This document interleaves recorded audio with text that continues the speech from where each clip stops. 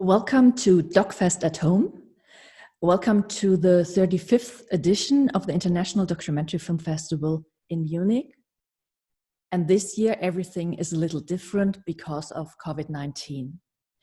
Due to the pandemic, we decided to bring our festival online. And now you can stream all the films of our festival program from the convenience of your own home. And I'd like to welcome our Munich audience and also say welcome and hello to our German-wide audience. And I'm very happy that you can join us from wherever you are. My name is Silvia Bauer. I'm one of the programmers for DOK.fest, and I'm very happy that I can introduce you now to a film that we are presenting in our section DOK International. It's a US-American production, The Disrupted. The Disrupted has been directed by Sarah Colt and Josh Gleason, and I'm very happy that one of the directors, Sarah Colt, will join us in a moment for the Q&A together with the DOP, Tom Bergmann. I want to point out and invite you that you can vote for the Audience Award of our festival, the Kino Publikumspreis. The Audience Award is donated by Bayerischer Rundfunk and Dreisat, and you can simply vote by clicking on the button that you find next to the film, and then your vote will be counted. And I'm very happy now that I'm joined by two of the filmmakers, by director Sarah Colt from Boston, Massachusetts, and by Tom Bergmann from Brooklyn, New York. Very welcome to both of you. Hello, how are you? Hi, good to see you. Yes, thanks for having us. It's great seeing both of you. And it's sad, of course, that you can't join us here in Munich for the DOK.fest this year, but it's wonderful to have you here online with us on our video conference. How are you? You're in New York, in Brooklyn, Tom, and Sarah, you're in Boston. How are you affected by COVID-19? Is there still a lockdown going on? Have you been affected in your work? Yes, so normally I'm also in New York City, but I left with my family to be with my mother outside of Boston. And we're both in Massachusetts and in New York in stay-at-home orders where we're not, doing any travel, and we're staying as close to home as possible. And this is our 7th week of this. So I've been away from my normal home for 7 weeks with my family. Mm-hmm. How about you, Tom? Yeah, I'm in Brooklyn. I'm at home, and we have a pretty crazy situation in New York. We are more or less under lockdown. The streets are super empty. I've never seen a New York like this. But I was affected in a way that, like, of course, most of my shoots, I usually travel all over the country, were postponed. But slowly this is coming back, and it's in a way, since it's such a unique situation in New York, I feel like this has to be documented. This has to be shown, and besides the news media. So I'm out there right now, a lot of the days, just shooting what's happening in the streets, what's happening with people, and hopefully you'll see that in another film soon. Okay, so we are looking forward to the Corona documentary coming next year or the year after that, whenever this will end. Nobody knows yet how long this will last. We present The Disrupted as an international premiere at DOK.fest at home this year, and are very happy that we can do that. The Disrupted is a film that deals with the US middle classes, and we meet 3 protagonists from Kansas, from Ohio, and from Florida, who are dealing with very different situations, and we encounter them during the time span between 2017 and 2019. So it's like a long-term observation covering a couple of years. And I was wondering, when you mentioned 2017, it's close to 2016 when Donald Trump became the president of the United States. Is this a coincidence, or is there a connection between the presidency and you choosing the topic of the struggles of the middle class? There is a connection. I think the film started when sort of the realization of that people living in New York, living on the coast, were really out of touch with what's going on in the whole country. And there's a way in which our country has become kind of two nations more and more. And so with the election of President Trump, it became clear that I was really interested in understanding how that happened, what's going on, what was going on. And so we went out and really we looked at what was Trump promising and what was he maybe not going to be able to deliver. What were people voted? Why had people voted for him? And how could we see what was really going on? And we wanted to make a film that was not a political film. It was a film that just where we could really observe what was happening at a time where inequality has been just increasing over the last 30, 40 years in the United States. And what we really came to is we wanted to look at what was happening to the American dream. Mm-hmm. Maybe to add to that, I think one of the really special things about this project was that when we started the project, we knew from day one we have 2 years time. And that's very rare in documentary. Most of the documentaries here you shoot for about a year. Of course, some of them happen to take longer, but in this one, we knew from the very beginning, we will be with those people for 2 years, and we have a lot of time to really see an arc and really see what happens in their lives. And it's not like popping in and say like, hey, how are you doing? And you go again, and but we stayed with that. And I think that's one of the powers of the film. That's very strong, yeah. We meet 3 protagonists. One is a farmer from Kansas.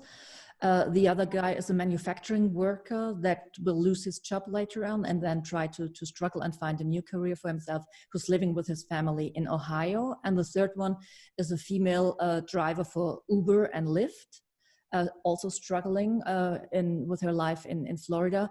Have these been your only choices? Was it clear from the beginning we have 3 different work contexts and 3 protagonists, or has there been contact with more protagonists and you decided to focus on those 3? We did. We started out with, we had a long list of subjects, but we narrowed down, we began filming with 5 subjects. And ultimately we focused in on the 3 who you see in the film. But what we were trying to do was to think about how could we say that this is a universal experience across lots of different aspects of American life. So we were looking at different geographies and different industries and different situations that would allow us to say we have so much in common. There's a sense in the United States that, and I think you see it in the subjects in the film, that they're very individualistic, a sense of self-reliance. If I just work harder, I'm going to do better. And what we were trying to show is that no matter how hard people are trying, there's something much larger going on. And we wanted to tie people together. So we chose these different geographies and different industries, and we ended up with our manufacturer, farmer, and Uber driver. We did also have a politician. We also had a teacher. Mm-hmm. The landscape is really very important. It's also like an extra protagonist in the film, and it sort of characterizes the individual protagonists. Tom, can you tell us a little bit about the visual concept of the film? Because I find it to be very, very strong and telling a lot of the story. Yeah, I think it's really important. And as Sarah said before, we wanted to look away from the big cities, away from the coast to the America in between. And I think landscape is really important for this country. This is a vast country, but it's also important for each and every one of our protagonists. And we try to incorporate landscape in their lives. And it's probably most obvious with the farmer Don, and the whole film opens with those scenes in the very early morning, and you see how landscape is basically what he makes his living off. And then he has his crops growing, he has his cattle on the farm. But it's basically the same important for the other characters too. And Cheryl's landscape is definitely a very different one. In Florida, it's the streets, and one of the core ones for her is she spends hours and hours at an airport parking lot where she waits for customers, sometimes 6-7 hours a day for one single ride. And Florida is, as you probably know, incredible hot and humid, and it's a horrible place, but it's basically her landscape. It's where she spends a lot of time, and we wanted to treat that in a similar way. And also for Pete in Ohio, landscape is more the industrialized landscape. We see those big steel mills that have been in power at some point and brought like a lot of jobs to the area, and there was a lot of industry, and all of that is broken down. It's just like skeletons of what it used to be. And Pete is every single day driving by those areas, and basically it's like a sign for what's going on, and what's once was and it's not there anymore. In the film, there are several references going back to the financial crisis or the housing market crisis back in 2008, and how actually people from the middle classes never really were able to recover from this recession and the aftermath of the recession. Now, just in the last recent weeks, we have seen another big crash. Are you still in contact with the protagonists, and do you know how they are dealing with this current situation? Yeah, so I am. We're in close contact with all three of the subjects of the film, and each one of them, like all of us, have been affected by this, the pandemic. I think, the title of the film, The Disrupted, was something we struggled to come to, and Josh Gleason, the co-director, he came up with that idea, and it felt so relevant. It couldn't be more relevant now that we're all disrupted. I would say that, everyone is struggling. Pete has lost his job. He worked for a couple of weeks during the shutdown in Ohio, and he was quite nervous about getting sick, but he has since been laid off, and he's applied for unemployment and has not received any unemployment yet. Luckily, his wife's job at the bank is fairly secure because the bank is still, in business. And so they have that to fall back on, but it's difficult. Cheryl is not working and is scared to drive, as are most of the drivers, and she's still involved in a driver community, and people are very scared. And many drivers are still forced to drive, even though they're scared of getting sick. And then Don, the situation of small farmers is just going to go from bad to worse with this pandemic. I mean, I'm sure people have been reading that in the United States, the food supply is all disrupted, and people are, they're dumping milk. And meanwhile, we have lines and lines of people who are hungry and looking for food. So it's a terrible situation among the farmers and the food supply. Mm-hmm. While the film focuses on the middle class and lower middle class people, there are some short scenes where we see the CEO of Uber at the stock market, Donald Trump giving a press conference. So we see short snippets of the 1%. Can you comment a little bit about this widening gap between the normal people, the middle class of America, and the 1%? Tom, I'll say that it seems to just be worse and worse. And I would say that the pandemic just really shows how bad it is, which is that the people who are doing the frontline work are still having to go to work. Pete was still going to work. Meanwhile, anyone who was in a more privileged, and you can even expand it in the United States to the top sort of 2 to 10%, where we, people like, me, you asked about my work. One of my projects I can't do, but I had something in finishing. I can still do work from home with the internet and everything. But somebody who, like Pete, Melissa, having to go to work and risk their lives, it shows the starkness of versus the people heading off in corporate jets to their second, third, fourth houses in various remote places in the United States. I mean, it's being shown writ large. This pandemic is showing the inequality. Mm-hmm. And maybe to add on that, maybe not just the relationship of the 1% and the lower middle class, but also like the coasts and the country, which is really interesting for me as a DP. I travel through the country a lot. I shoot on lots of different projects, and it is really interesting and really tangible for us to see that distrust between like the big cities, the coast, and the countryside. So when we come to people and visit them, I'm German, but like I live in New York, and I'm perceived as the New Yorker, right? It's like, you're from the coast, you're the, And it's a different thing now to build trust and to like kind of say like, hey, we are here because we're really interested, and we are not like just like wanting a short snippet of say like, oh, this is the country, right? We really want to know what's going on, and that's why this project is on one of the points so special, because we did have the time to build that trust, and people really opened up to us, and we kind of like, yeah. So I think that's a new thing that hasn't been there in like, or it just came up in the past recent years. I feel like that there is a underlying distrust when you knock at someone's door and they realize, oh, you're from New York. Okay. 2020 is also an election year in the United States. And from abroad, the impression is that the country is divided as vast as never before, I guess. And what we hear from the press conferences from the White House is that the economics has utmost priority, and it's important to restart the economic as soon as possible and stuff like that.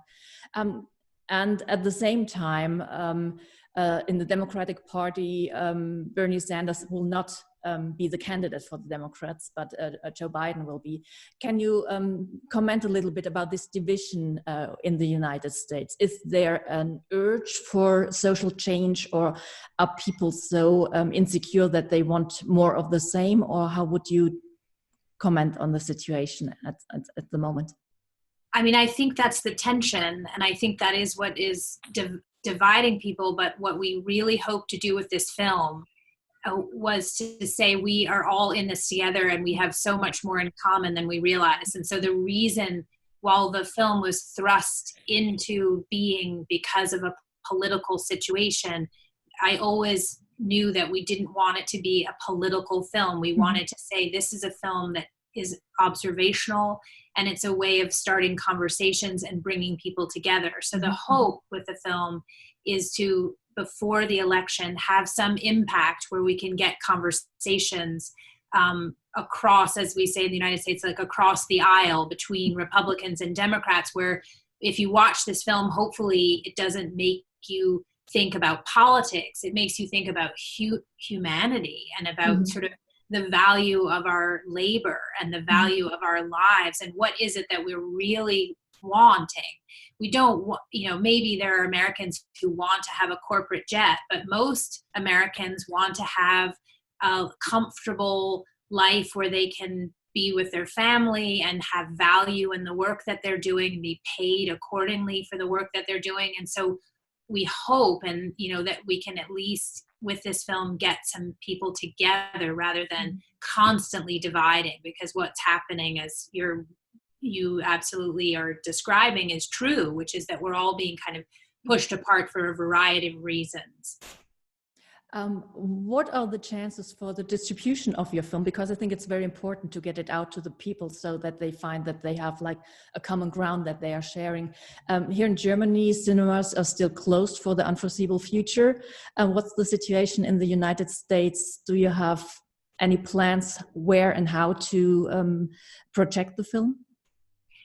We do. I mean, and they've changed slightly because of the pandemic, but we are working hard on an impact campaign, which is being launched right now with we're thrilled to be part of your festival, and we're going to be in a festival later in May in the United States. And we will be having online events and various, screenings that we can get people talking. We have a social media campaign, and we're thrilled to have followers on Facebook, Instagram, and Twitter. And then we're looking to a broadcast hopefully in the fall. So that's still in progress. But I think the theatrical side of things is not going to be as important with this film and the timing as getting the film online and getting it to people on a broadcast. Great.